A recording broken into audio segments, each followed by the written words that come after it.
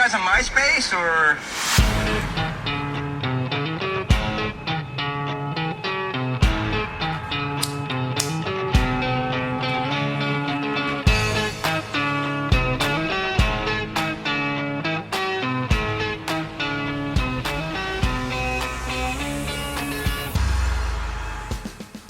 This is your Marijuana Cultivation Cannabis Podcast. I'm your host, Steven Glansberg, broadcasting live from James A. Garfield Studios. Before we dig into today's topics, if you wouldn't mind giving me a 5-star review on Apple Podcasts or your podcast app of choice, I would really appreciate it. Today we're unpacking a topic that's as essential as the seeds you plant, choosing the perfect dwelling for cannabis growing and finding the ideal space within it to cultivate your plants. Whether you're in the market for a secluded house, navigating the complexities of apartment living, or considering the unique benefits of a townhouse, this episode is your comprehensive guide. And if you're already settled into your spot, stick around. The second part of today's episode is all about optimizing your current space. We'll delve into selecting the best room in your home for cultivation, tackling challenges unique to tight spaces, and turning limitations into opportunities.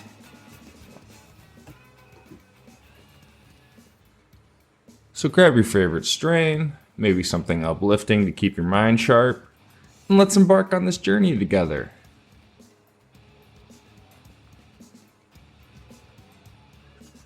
First off, let's talk about the foundation. Literally, the place you choose to live in sets the stage for your entire growing experience. It's not just about square footage or a nice view, it's about creating an environment where you and your plants can thrive in harmony. When it comes to cultivating cannabis, privacy isn't just a luxury, it's a necessity. Owning a house gives you a level of seclusion that's hard to match. Imagine being able to tend to your plants without worrying about nosy neighbors peering through thin walls, or a landlord making surprise visits. In a house, you can create a dedicated grow space that's as discreet or as open as you would like.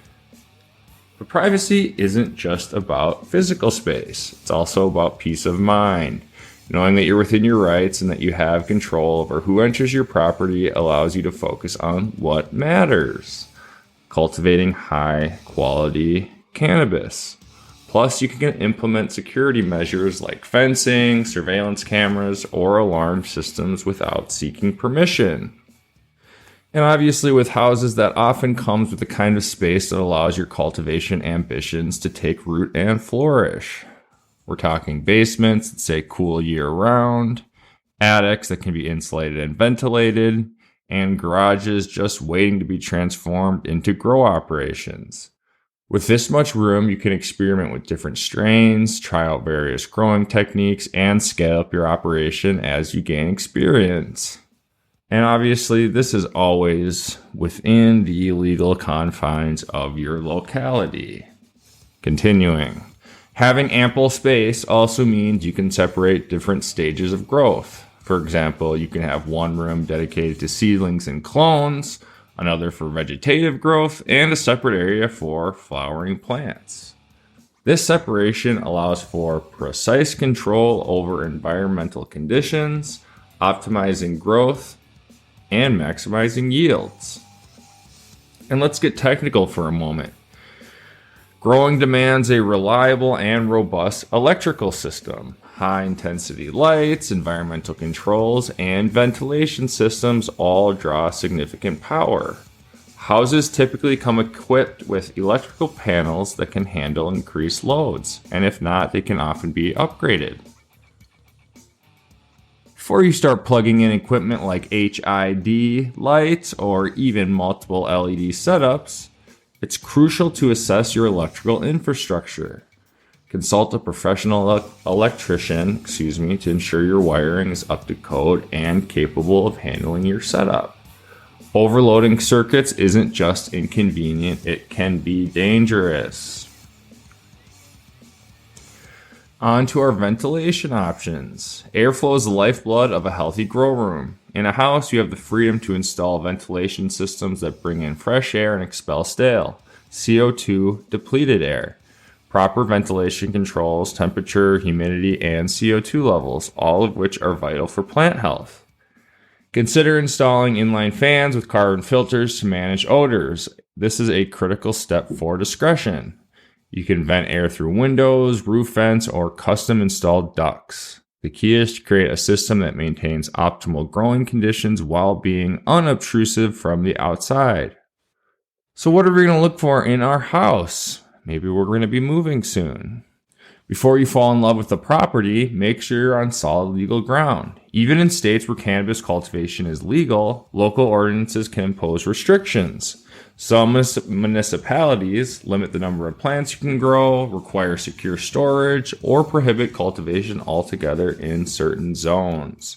Check for any homeowners association rules as well, as they can have stringent policies that might interfere with your plans or plants. Knowledge is power in these situations. Arm yourself with information to avoid legal pitfalls. Next, we're going to evaluate the property's layout. As you tour potential homes, think like a cultivator. Is there a basement with good ceiling height? An unattached garage that can serve as a separate grow area? Look for spaces that offer both accessibility and discretion. And discretion goes for us in legal places as well, like here in Canada. It's not just we're not trying to just be, discreet against the law, which we don't have to be. We're trying to be discreet against folks that might want to get their hands on our stuff, right? Pay attention to ceiling height, as taller spaces allow for larger plants and better light distribution. Also consider the proximity of potential grow areas to living spaces. You might not want your grow room adjacent to a bedroom due to noise from fans or potential odors. Make sure to ask about the age and capacity of the home's electrical system. A modern electrical panel with room for additional circuits is ideal. If the house has an old or outdated system, factor in the cost of an upgrade. Think about the placement of outlets and whether the electrical setup can accommodate GFCI or ground fault circuit interrupter outlets, which are essential for safety environments where water and electricity are in close proximity. And plan for ventilations and odor control. Identify how you can implement a ventilation system. Are there existing ducts you can tap into? Can you install vents without compromising the structural integrity of the home? Consider the path of least resistance, both literally and figuratively. Odor control is crucial, even if you're in a legal state. Maintaining discretion is wise, like we talked about. Carbon filters, ozone generators, used cautiously, and proper sealing can prevent the distinctive smell of cannabis from escaping your grow area. And then we want to consider environmental control. The ability to control temp and humidity is a significant advantage of growing in a house. Determine whether the HVAC system can be extended to your grow area or if you'll need separate climate control. Basements might require dehumidifiers, while attics might need air conditioning. Next, we're going to evaluate water access and drainage. Easy to access water makes your life simpler. Assess whether you can install a utility sink nearby or if there's an existing water source. Also think about drainage. Overwatering happens and you need to manage runoff to prevent damage to your house. Next, thinking about security measures. Discretion extends beyond just that odor control. Secure your grow area with locks and consider installing security cameras. This not only protects your investment, but also keeps you compliant with laws that may require plants to be inaccessible to minors or visitors. Now, if we're not lucky enough to be in the market for a house, we're going to talk about apartments. You can do it, but it requires creativity and meticulous planning. In an apartment, privacy is a layered challenge. Thin walls, close neighbors, and property management can all pose hurdles. However, you can mitigate these concerns with strategic planning. First, choose an apartment with features conducive to privacy. Top floor units reduce the number of neighbors above you who might hear noise. Corner units limit the number of shared walls. Buildings with fewer units or those that cater to professionals rather than families might offer a quieter environment. Space. Maximizing space is an art form in apartment cultivation. Grow tents become your best friend. They provide a controlled environment and a compact footprint. Consider tents with dimensions that fit standard closets or could be discreetly placed in a room. Vertical farming techniques can also be employed. Utilize shelving units to stack plants, ensuring each level has adequate lighting and ventilation. Remember, in a limited space, efficiency is king. Electrical capacity. Apartments often have limitations on electrical usage. Exceeding the capacity can trip breakers and draw unwanted attention. Opt for energy efficient equipment like LED lights, which produce less heat and consume less power.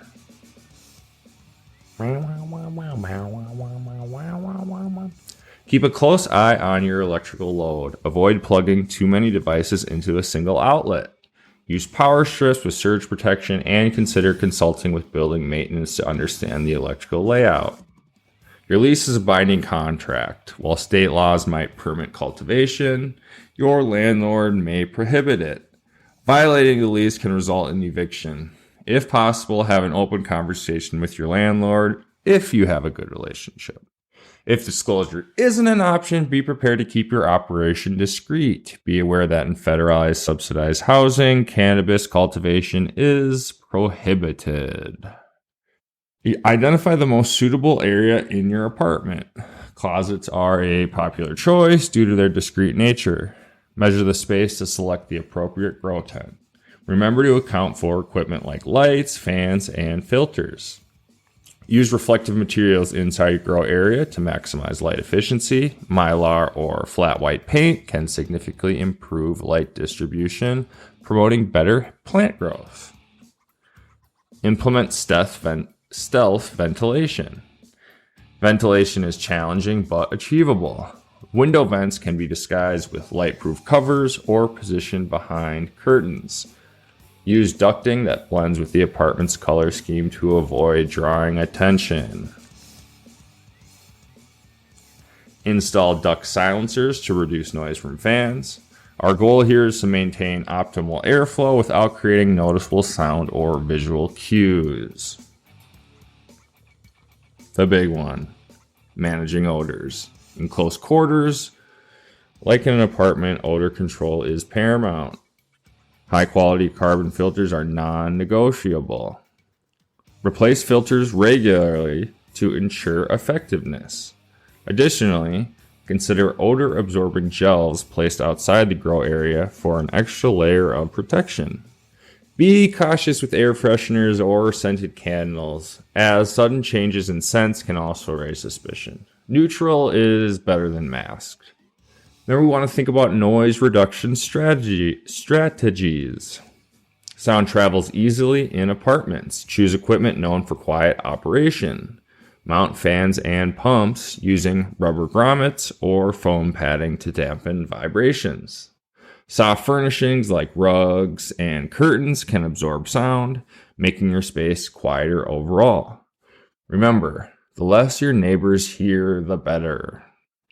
Then we want to think about fire safety and, again, electrical load management with this. Safety cannot be overstated. Use equipment with UL or CE certifications. Avoid overloading outlets by calculating the total amperage of your devices and ensuring it doesn't exceed the circuit's capacity. Keep a fire extinguisher rated for electrical fires nearby. And regularly inspect your equipment for frayed wires or signs of wear. Have a plan in case of unexpected inspections or maintenance visits. Quick teardown setups or portable grow boxes can be invaluable.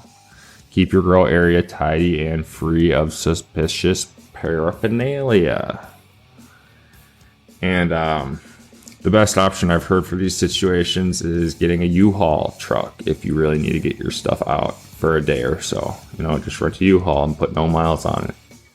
Cheap. Next, townhouses.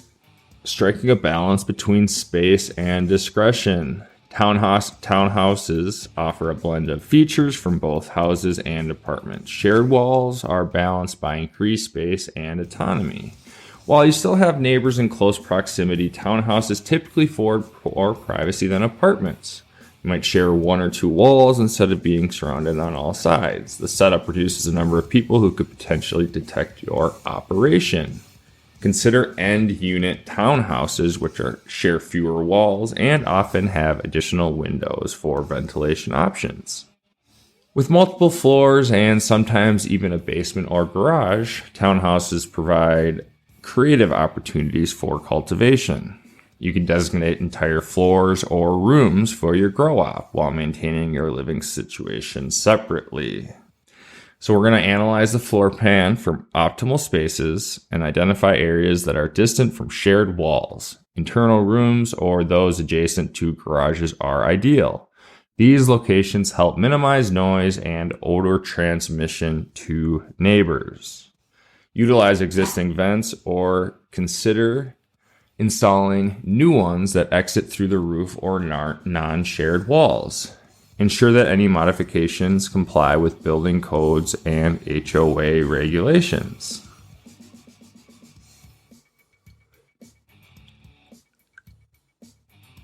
Even with fewer neighbors, odor can travel. Invest in top-tier carbon filters and consider adding an air purification system to your HVAC to scrub odors throughout the house. Since townhouses often have multiple entry points, secure your grow area with locks. Consider installing security cameras focused on entrances to monitor any unexpected visitors. Get to know your neighbors without revealing too much. A friendly convo, a friendly relationship can make them less likely to be suspicious, but avoid oversharing. Discretion is still vital. Use insulation materials to soundproof your grow room. This step reduces the risk of noise complaints and keeps your operation under the radar. And we're going to want to make sure we understand HOA rules. Townhouses often fall under HOA governance. Review the rules carefully. Some HOAs have strict policies on modifications to the property, noise levels, and activities considered nuisances. We'll say we're already in a house and we're not planning on moving anytime soon. Probably like the vast majority of us. How do we identify where we want to grow? A spare bedroom is a really great spot to grow. It offers ample space, electrical access, and can be easily modified for climate control. You can set up larger grow tents or even convert the entire room into a grow area.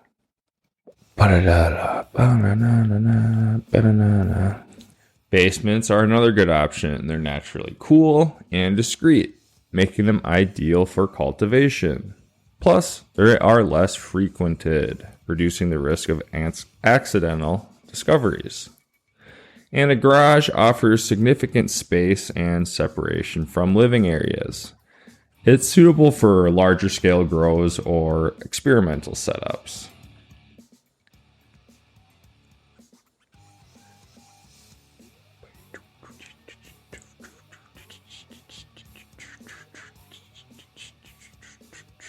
Once we figure out what room we're growing in, make sure to invest in climate control systems suitable for your space. You might need a portable air conditioner or a heater to help you maintain those optimal temps. Automated systems with thermostats provide consistent environments, crucial for your plant's health. Use humidifiers or dehumidifiers as needed. Monitoring devices that track humidity levels in real time allow for adjustments before issues arise. Mold and mildew can devastate a crop, so proactive management is essential.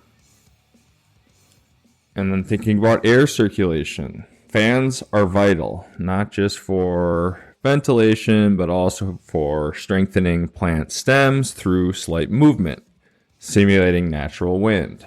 Oscillating fans distribute air evenly, preventing hot spots and stagnant areas where pests might thrive. Ensure your grow space is light tight. Light leaks during the dark cycle can stress plants, leading to hermaphroditism or reduced yields. Use blackout materials on windows and doors and seal any gaps. And then we want to make sure we are mitigating common pest problems. Indoor grows are not immune to pests like spider mites, aphids, or fungal issues. Quarantine new plants before introducing to your setup. So if you have new clones, keep them isolated to monitor for pests. Maintain cleanliness. Regularly clean your grow area to remove debris and potential breeding grounds. Use beneficial insects. Introduce predators like ladybugs to control pests organically.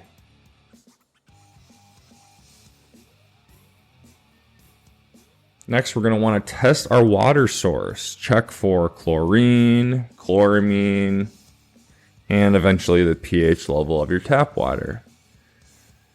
Use filters. Activated carbon filters can improve impurities. You can also collect rainwater, which is an eco-friendly option if legal and feasible. We're going to also make sure we're thinking about staying within legal boundaries. Laws can change. Keep up to date with local regulations. Limit your plant counts. Make sure to never exceed the legal numbers of plants allowed by law. And again, secure your grow. Ensure that your cultivation area complies with security requirements.